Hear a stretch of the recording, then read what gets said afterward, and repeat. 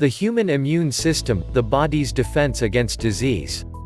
Immune system is the most basic instinct of any living thing to fight to survive. In the history of mankind, disputes arise because of conflicts between ideologies and religion. The desire to acquire others' resources and dominate other territories have spawned wars that have brought terrible death and destruction.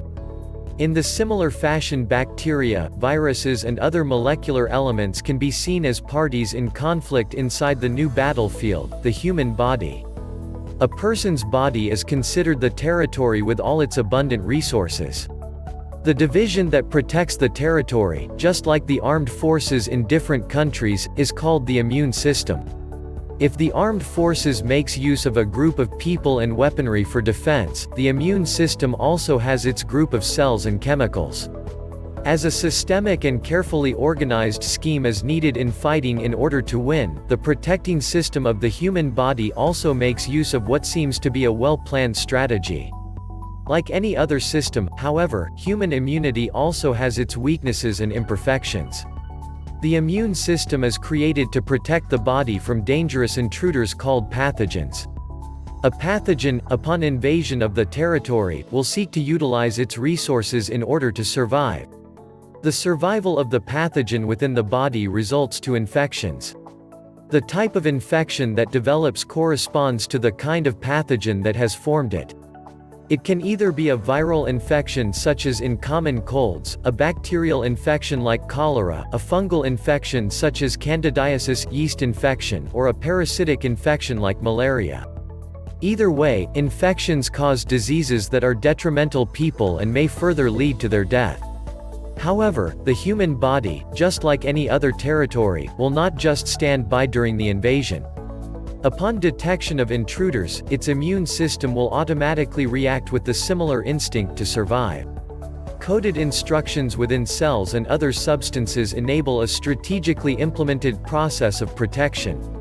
When pathogens enter the initial barrier of the body, they instantly harm the cells that they come upon. As the cells are injured or infected, it instantly releases eicosanoids and cytokines.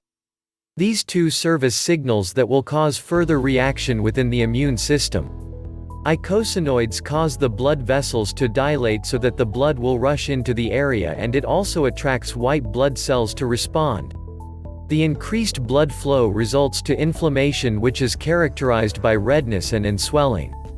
Cytokines on the other hand help in the communication between white blood cells that will eliminate the pathogen, attract more immune cells like killer T cells, and promote healing of the area damaged by pathogens.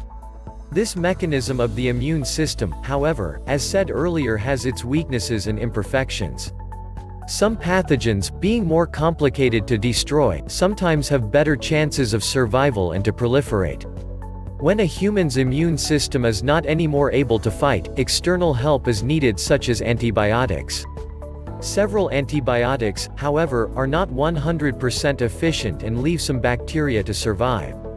These remaining bacteria often develop antibiotic resistance, particularly to those that have already been used against them, and can cause a more dangerous health problem.